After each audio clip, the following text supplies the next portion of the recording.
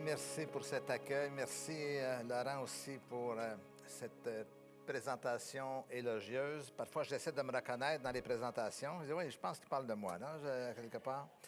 Je suis, pour prendre une appellation très, très moderne, je ne suis pas très narcissique. Là. Mon ego, là, c'est pas ce qui est le plus important. D'ailleurs, c'est pas ce qui est le plus important pour Dieu non plus. Vous êtes d'accord avec moi? Je suis content d'être avec vous. C'est la première fois à CCH, des Centres chrétiens Héritage. Et je suis toujours étonné de voir un peu tous ceux qui étaient là hier aussi. Vous avez une chaleur et un accueil très agréable. Vous savez, quand on voyage beaucoup, surtout dans des milieux, parfois on se dit, oups, pas sûr que c'est l'endroit le plus fraternel et tout ça. Mais en tous les cas, je peux vous dire que ce n'est pas votre cas. Ah, oui, acceptez. Vous pouvez vous applaudir, hein? OK. Le titre du message ce matin, c'est « Ne jamais lâcher, ne jamais abandonner ». Si, en toute honnêteté, j'ai une leçon à tirer de l'entièreté de ma vie depuis ma conversion, c'est de ne pas avoir lâché, de ne pas avoir abandonné. J'ai souvent envisagé de le faire. Je me souviens, il y a une anecdote que peu de gens savent, mais un jour, je suis découragé. Je dirais peut-être une quarantaine d'années de cela. J'en ai ras-le-bol. En plus, je me fais critiquer parce que j'avais étudié en psychologie, donc à l'époque, c'était mal vu et tout ça. Et à un certain moment donné, j'en ai ras-le-bol. Je dis, Seigneur, moi, j'abandonne tout. Je vais voir le président de l'Association des Églises. À l'époque, c'était les APDC. Et je lui dis, je viens vous donner ma démission. Enfin, j'ai remis ma lettre. Et le pasteur en question me dit, ouais, wow, Denis, qu'est-ce qui arrive avec toi? Ah, fini. La pauvreté, la précarité, la critique, je me fais traiter de toutes sortes de noms. Et là, il me pose la question, il dit, qui t'a appelé au ministère, toi? Puis moi, je lui réponds avec ma fougue, c'est Jésus-Christ de Nazareth. Puis il dit, mais va donner ta démission à Jésus, moi, je ne la prends pas. Il y a eu le réflexe de répondre très rapidement comme ça, mais l'histoire démontre que Jésus n'a pas accepté ma démission. Ne jamais lâcher, ne jamais abandonner.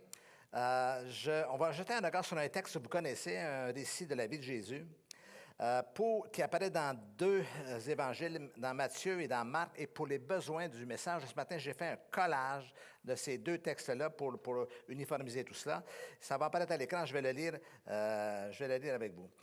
Jésus étant parti de là, se retira dans le territoire de Tyr et de Sidon. Il entra dans une maison désirant que personne ne le sût. Mais il ne put rester caché. Car une femme dont la fille était possédée d'un esprit impur et cruellement, dis-je, tourmentée par le démon, entendit parler de lui. Cette femme était grecque, syrophénicienne d'origine, une femme cananéenne qui venait de ces contrées. Elle vint se jeter à ses pieds et lui cria, « Aie pitié de moi, Seigneur, fils de David. Ma fille est cruellement tourmentée par le démon. » Il ne lui répondit pas un mot.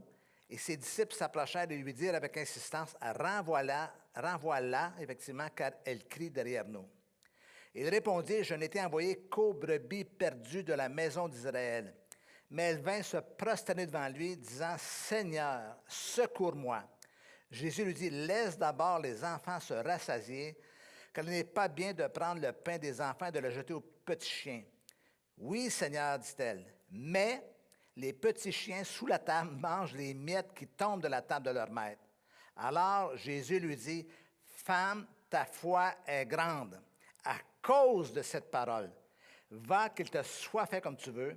Le démon est sorti de ta fille. » Et quand elle rentra dans sa maison, elle trouva l'enfant couché sur le lit et le démon étant sorti d'elle à l'heure même. Drôle d'histoire particulière, hein? En particulier, vous avez peut-être déjà lu ce texte-là, vous dites, mais il semble que Jésus, dans cette histoire, il est complètement insensible de cette pauvre femme. On a l'impression qu'il manque de compassion envers elle. Puis, les premières fois que je lisais ce texte, je me dis, mais c'est pas le Jésus que je connais, c'est pas le Jésus des autres aspects de sa vie et tout ça, mais qu'est-ce qui se passe à travers tout cela? Donc, vous remettez un peu dans le contexte, oui, c'est le vrai Jésus, vous allez voir, tout ça va se dénouer, on le voit d'ailleurs dans le texte.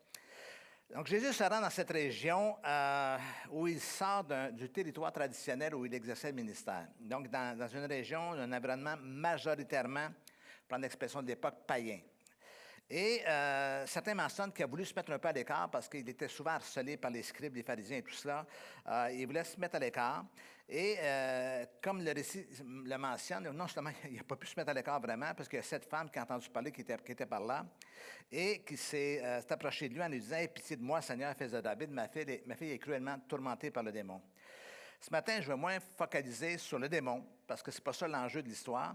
L'enjeu de l'histoire, c'est de comprendre qu'est-ce qui a pris place pour que Jésus lui dise « Ma fille ou femme, ta foi est grande. » À toutes les fois que je vois ce genre d'expression, je me dis « Pourquoi Jésus dit cela? Qu'est-ce que Jésus a vu pour qu'il ait ainsi cette réaction de validation de la foi de cette personne? » Alors, si vous voulez un petit peu, on va regarder qu'est-ce qui prend place. Qui était cette femme? Bon, premièrement, c'est une femme. Et vous devez voir que dans le contexte de l'époque, les femmes n'avaient pas beaucoup d'identité, n'avaient pas beaucoup de présence. Le statut social, elles étaient très effacées, comme on voit aussi dans certaines sociétés encore de nos jours à travers la planète. C'est une société qui était très, très patriarcale. L'autorité des hommes était suprême. Et aussi, ils avaient une participation religieuse assez limitée. Donc, ils étaient vraiment toujours un peu à l'écart, pas de droit, pas beaucoup d'accès aux enseignements. Donc, c'est une femme cananéenne. C'est Matthieu qui le dit dans son récit, et qui nous rappelle qu'il y a toujours eu des tensions entre Israël et Canaan, dans le sens d'un contraste entre le peuple de Dieu et leur alliance, et cette femme qui est issue de ce milieu-là. Ensuite, c'est une femme grecque, OK? Donc, c'est une femme qui a vraiment un éventail de caractéristiques concernant sa personne. Et pourquoi j'insiste là-dessus? Parce que elle a quand même été exposée à un monde culturel développé, ce qui nous aide à comprendre un peu sa pensée ou ce qui se passe à l'intérieur d'elle. Elle est probablement assez cultivée, à quelque part, puisqu'on va voir dans le dialogue qu'elle a avec Jésus qu'elle a un discours assez vif, un discours assez développé aussi, assez articulé avec Jésus. C'est une femme syro-phénicienne, le texte mentionne. C'est un aspect de la contrée, ce qu'on appelle la Phénicie, qui était encore une fois à l'époque dominée par la Syrie. Et ce sont tous des pays, vous savez, qui sont très d'actualité, même encore à l'heure actuelle, dans un environnement très, très axé sur les divinités, Baal et tout ça. Donc, c'est une mixture de tout cela. Mais enfin, et surtout, c'est un peu l'élément de motivation dans ce texte-là. C'est la mère d'une fille qui est profondément affectée, tourmentée. C'est une mère engagée dans une mission. Et sa mission, c'est « faut que je sauve ma fille. Il faut que ma fille soit sauvée. Il faut que ma fille soit rétablie absolument. » Donc, elle va s'approcher de Jésus avec une certaine audace. « Aie pitié de moi, Seigneur, fils de David, ma fille est cruellement tourmentée par le démon. » Elle sait ce qu'elle veut et elle va prendre les moyens pour arriver à sa fin.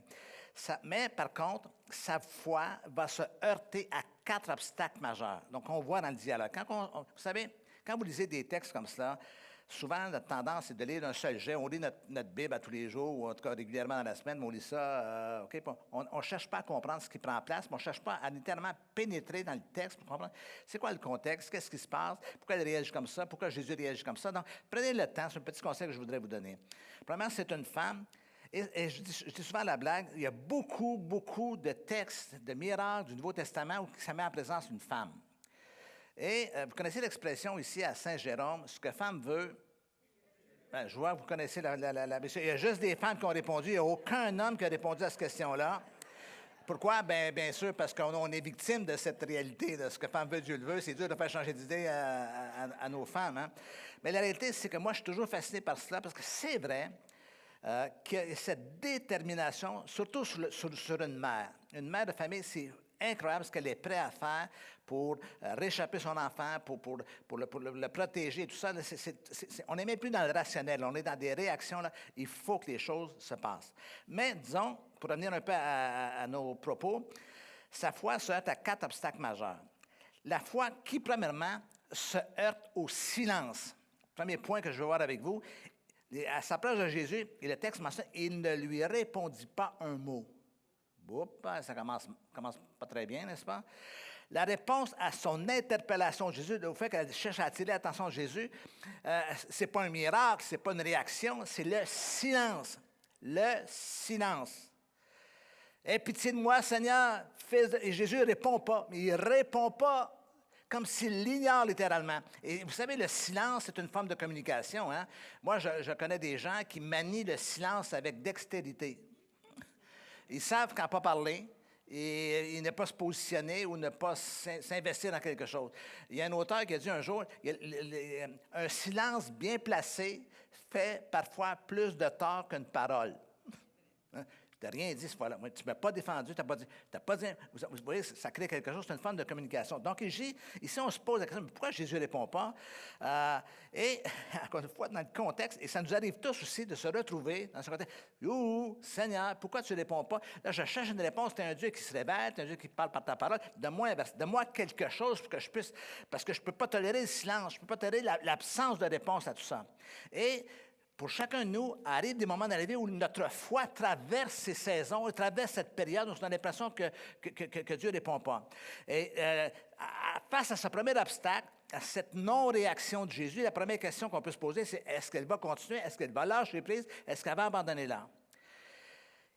Tarzan, un vieux pasteur d'une certaine époque, a dit un jour, il est souvent vrai que Dieu est le plus proche de nous lorsque nous pensons qu'il est le plus loin.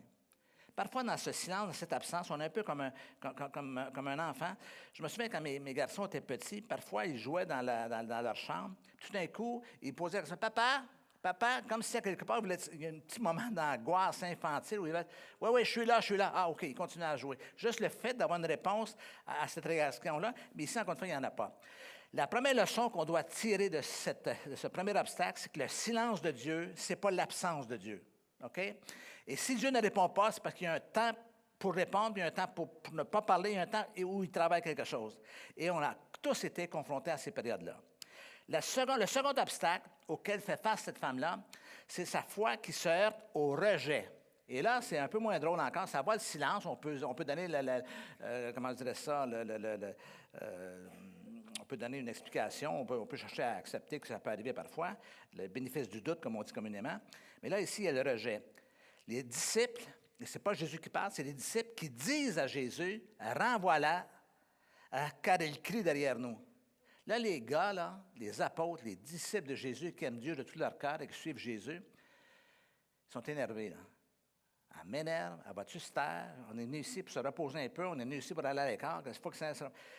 L'obstacle ne vient pas de Jésus, cette fois-là, vient de ses disciples. Ils sont dérangés, ils sont énervés par le fait que cette femme est là. Vous voyez qu'il n'y a aucune compassion dans tout cela. Il n'y a aucun des disciples qui s'arrête et vous dit, écoute, on va l'écouter, peut-être qu'elle a quelque chose à dire. Et vous savez, parfois, ça me fait penser à certains chrétiens. On est tellement absorbés par louer le Seigneur, par notre petite vie chrétienne, qu'on ne veut pas être dérangé par le voisin, on ne veut pas être dérangé par les gens.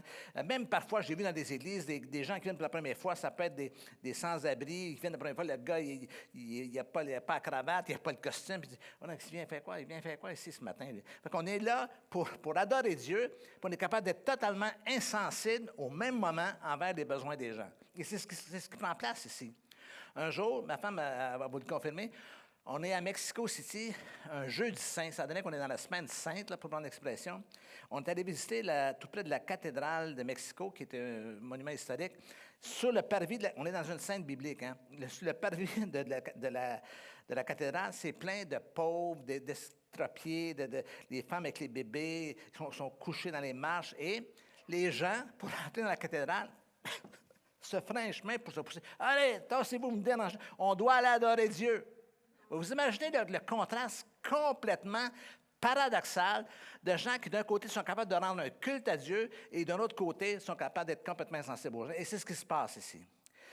Spurgeon a dit un jour, si la foi ne peut pas passer au travers de l'opposition des hommes, des gens, elle ne mérite guère le nom de foi.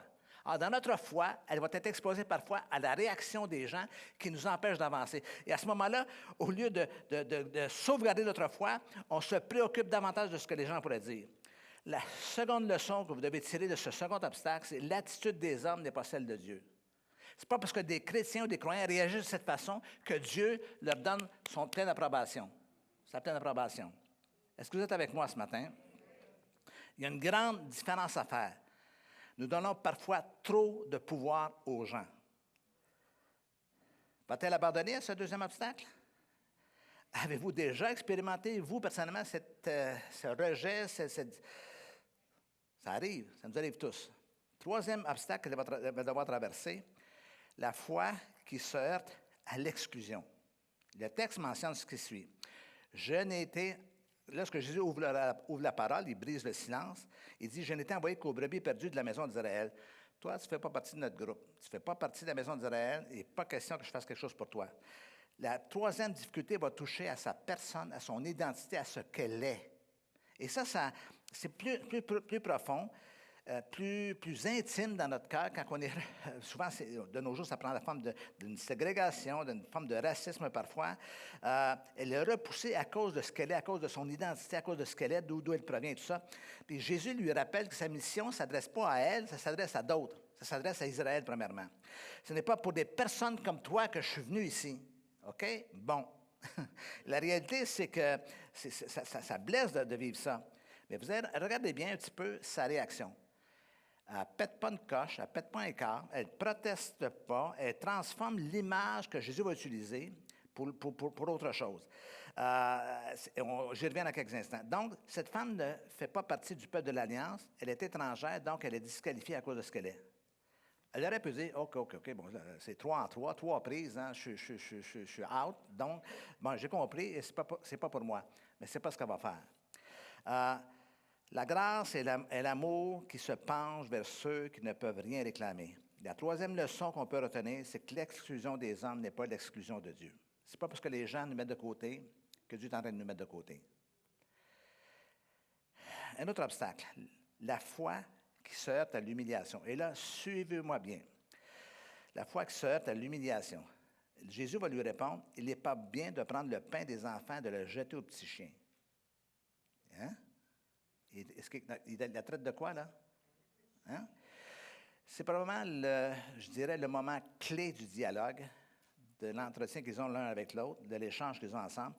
Les paroles de Jésus semblent humiliantes. OK? Jésus semble insensé à sa condition.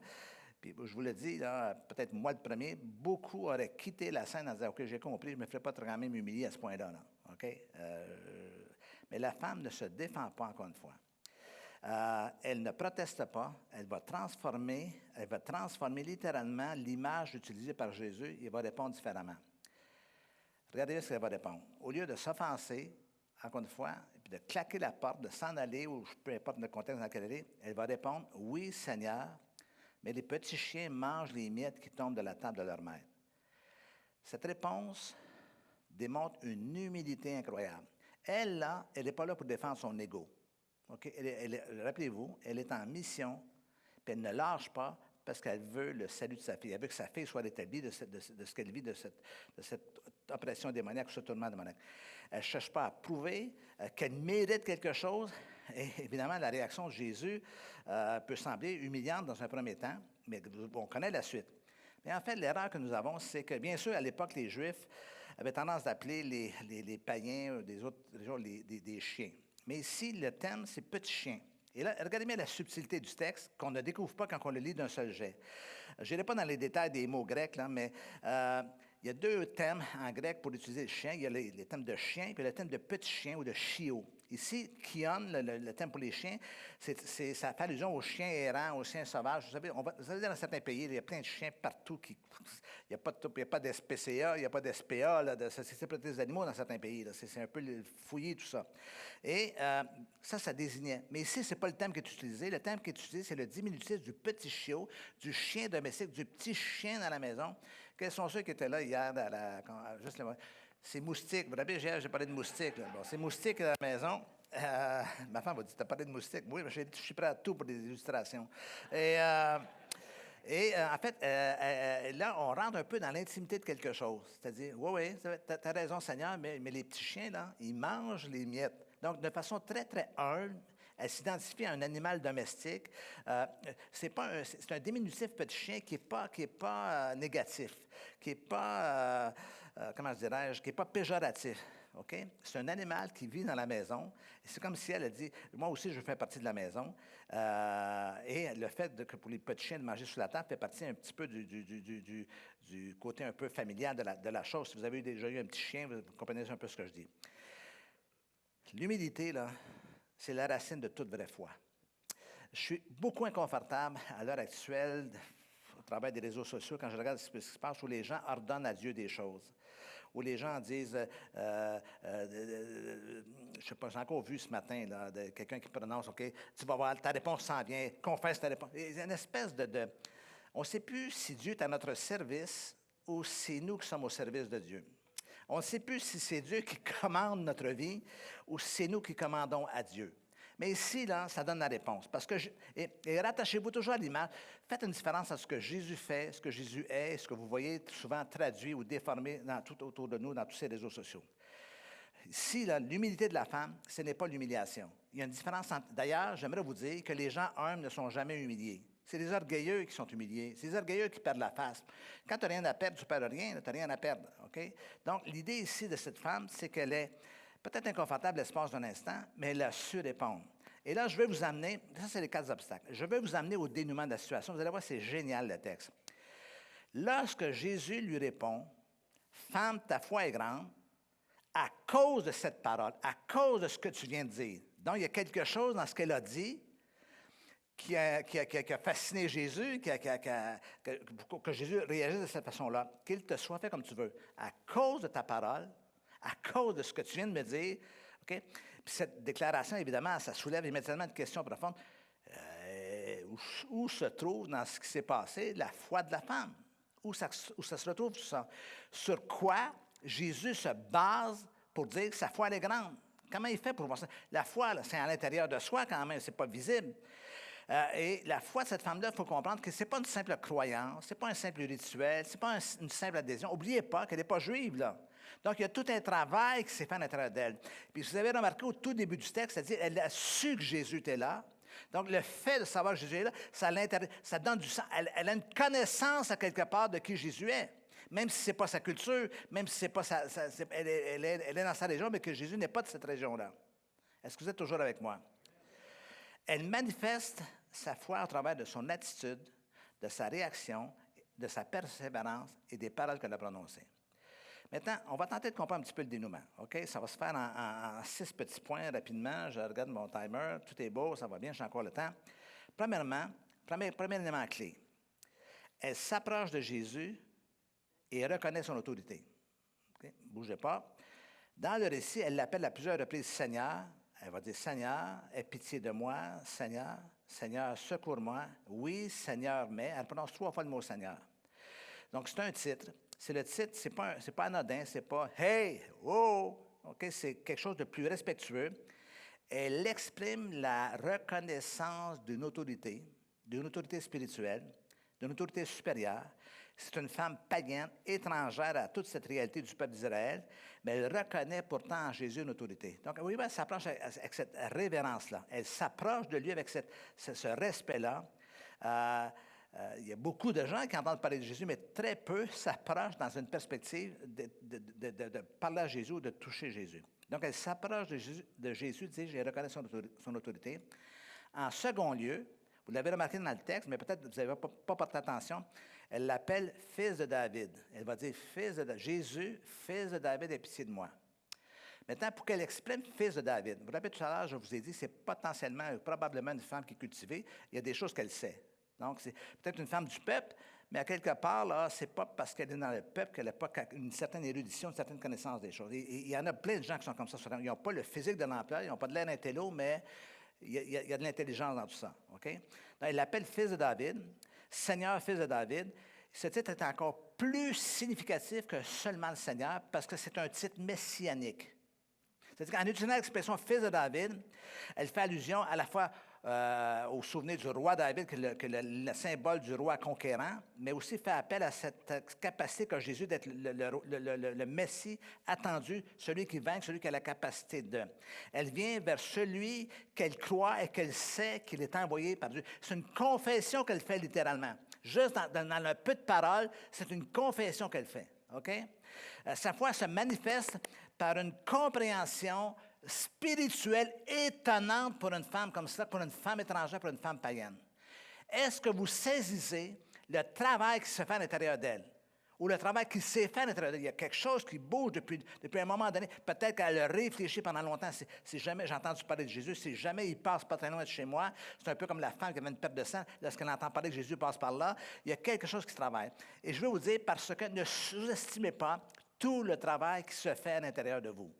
Nous, on voudrait que tout se passe à l'extérieur, on voudrait que tout change, mais le premier changement qui prend place, c'est à l'intérieur de nous. Tant au niveau de notre transformation que le seul fait de commencer à comprendre et à grandir dans notre compréhension de la foi. Je reviens, elle s'approche de Jésus et elle reconnaît son autorité. Elle l'appelle fils de David en disant « Aie pitié de moi ». Elle manifeste une foi insistante, une foi qui ne lâche pas. Elle ne se contente pas d'une demande polie, elle persiste. OK? Elle s'approche davantage. Le texte mentionne qu'elle vint se jeter à ses pieds et lui cria « Aie pitié de moi, ma fille est cruellement tourmentée par le démon. Seigneur, secours-moi. » Donc là, écoutez bien. Ici, là, on n'est pas dans la bienséance.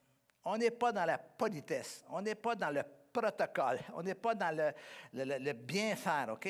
Elle est tellement déterminée à avoir une réponse de Jésus pour une solution à son problème que non seulement elle l'interpelle verbalement, mais elle s'approche de lui, puis à un moment donné, coûte que coûte, je n'ai pas le choix, elle se jette à ses pieds.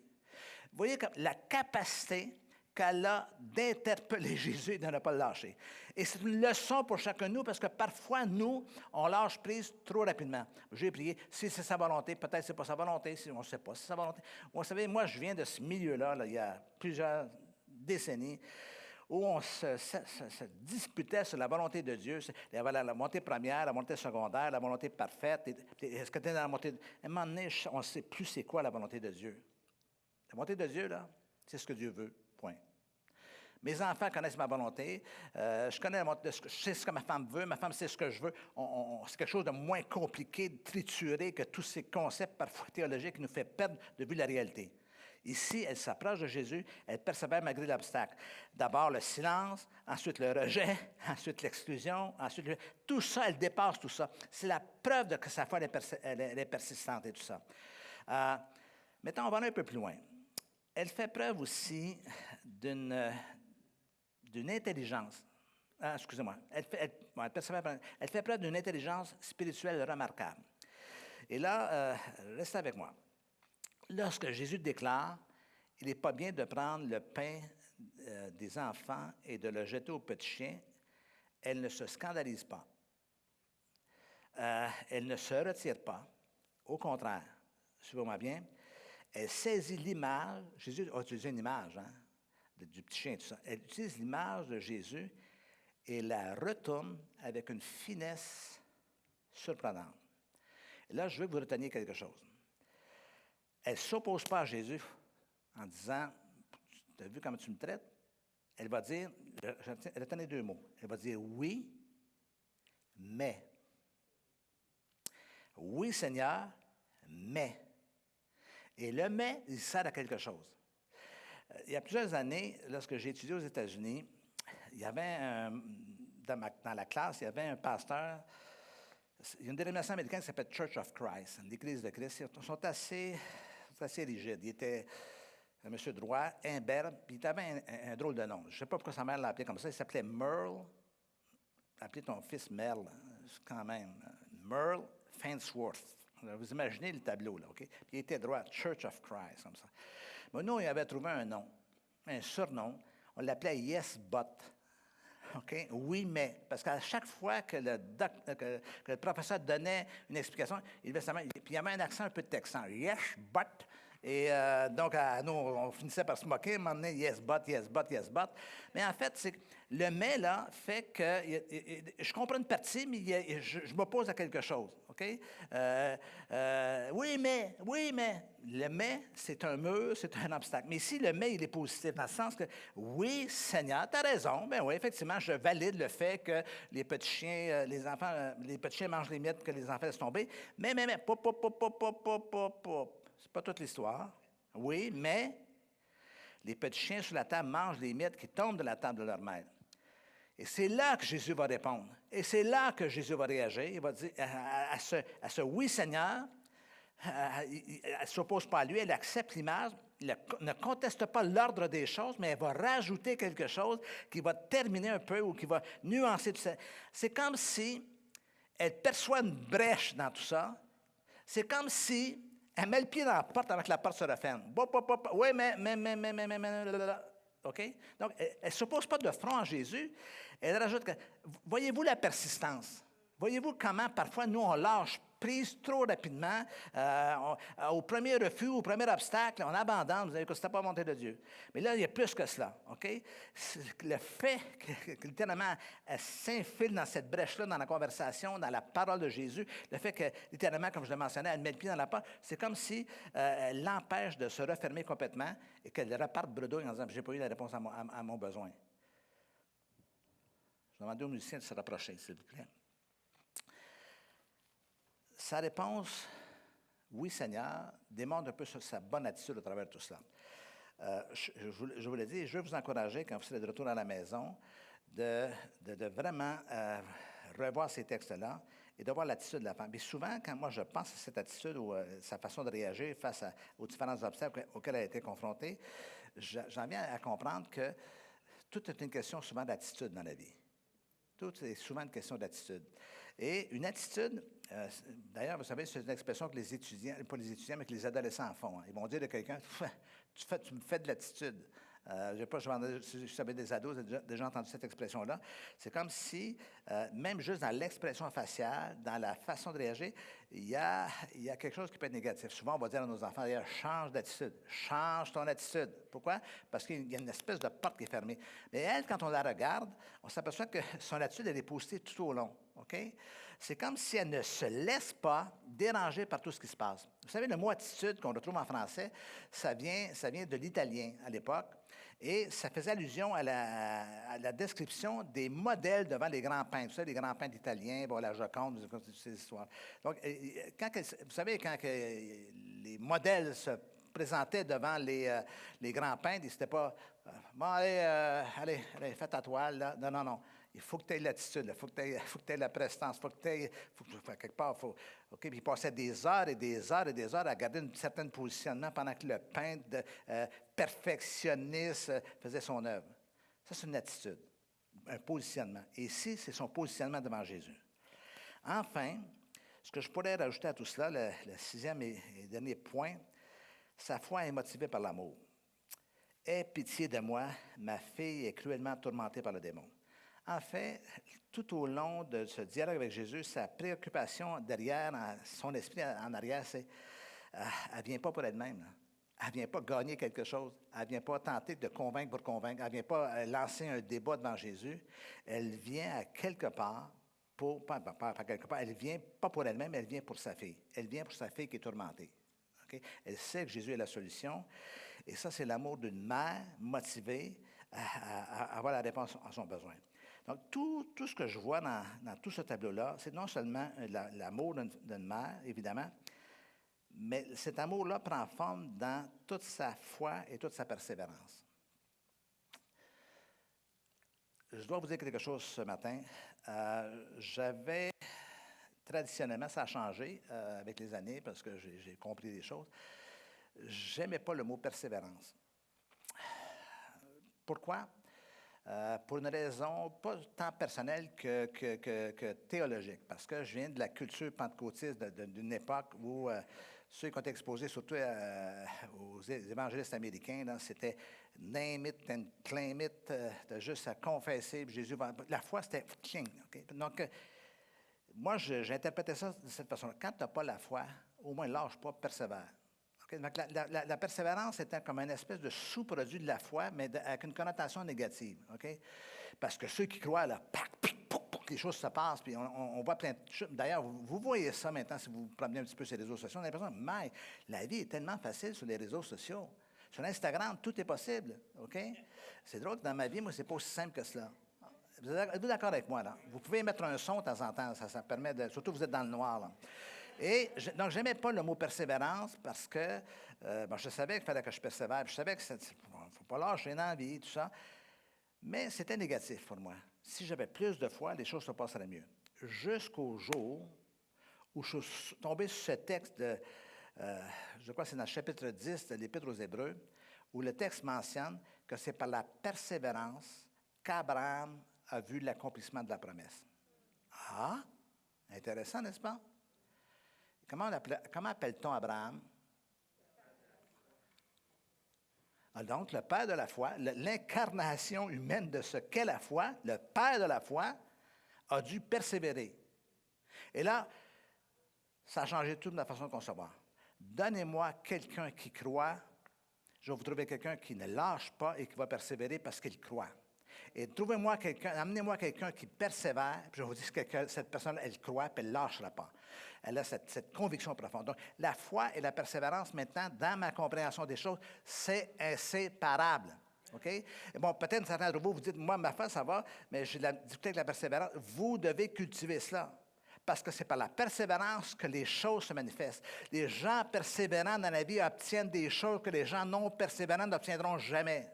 Ça prend de la persévérance pour escalader l'Himalaya. Ça prend plus que de la foi. Ça prend de la persévérance dans plein de choses dans la vie. Ça prend de la persévérance comme parents pour éduquer nos enfants. Ça prend de la persévérance pour maintenir notre mariage en santé. Ça prend de la persévérance dans chaque aspect de la vie. Donc, quittons un peu la pensée magique et commençons à nous concentrer davantage sur le fait qu'à quelque part, tout cela doit se jumeler ensemble. Êtes-vous toujours avec moi ce matin? Et le texte en conclusion ressemble à ceci. Bien sûr, on le lit dans la Bible. Et quand elle rentra dans sa maison, elle trouva l'enfant couché sur le lit, le démon étant sorti d'elle à l'heure même. En laissant aller notre imagination, cette femme-là, quand elle quitte Jésus, je pense toujours au trajet entre ma discussion avec Jésus et à la maison. Qu'est-ce que je vais retrouver là-bas? Est-ce que ça va se passer? Est-ce que je suis dans une illusion? Est-ce que je suis vraiment dans un miracle ou dans un mirage? De quoi je fais allusion? Et là, elle arrive à la maison, puis elle voit bien sûr, que sa fille, son enfant est couché, et le démon est sorti d'elle à l'heure même. Je ne sais pas ce qu'elle a pensé, mais je peux vous dire ce que moi j'aurais pensé. J'aurais pensé, j'ai bien fait de ne pas lâcher.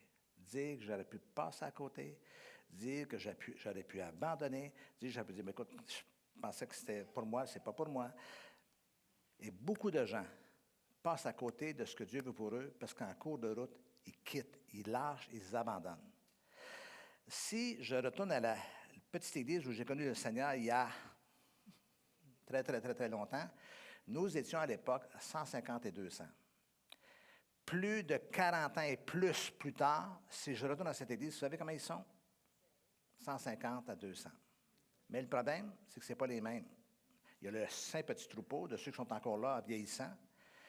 Ça veut dire que pendant plus de 40 ans et plus longtemps que ça, même si ça existe plus longtemps que moi, il y a plein de gens qui sont rentrés, qui sont sortis, qui sont rentrés, qui sont sortis.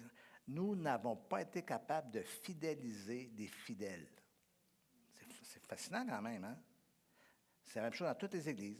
Il y a plein de gens qui viennent, des gens, bon, parfois c'est l'Église qui peut être responsable, mais parfois ce sont les gens qui, lorsqu'ils n'ont pas une réponse instantanée à leurs besoins, parce que c'est vraiment notre culture très occidentale, hein, on veut avoir des choses, on veut que les choses se passent rapidement, on veut que tout soit rapide, fast-food. Moi, dans les places que je veux attendre dans ma vie, c'est chez McDo. Pourquoi? Parce que c'est un fast-food. Je m'attends que ça soit assez rapide. Dans un restaurant un peu plus chic, bien évidemment, on n'a plus le temps qu'il faut. Alors, plein de gens lâchent dans la vie et passent à côté parce qu'ils ne persévèrent pas. Parce qu'au lieu d'aller de l'avant par la foi, ils se remettent en question, et ils remettent en question Dieu, ou Dieu m'a oublié, ils trouvent plein d'explications pour justifier. La foi qui refuse, je termine avec ceci, la foi qui refuse d'abandonner finit toujours par trouver une réponse à son besoin. La foi qui refuse d'abandonner trouve toujours une réponse à son besoin. Vous avez le goût de vous poser la question ce matin. Comment va votre foi? Comment est votre foi? Est-ce que je peux vous demander de vous lever à votre place, s'il vous plaît? Juste terminer par un moment de prière.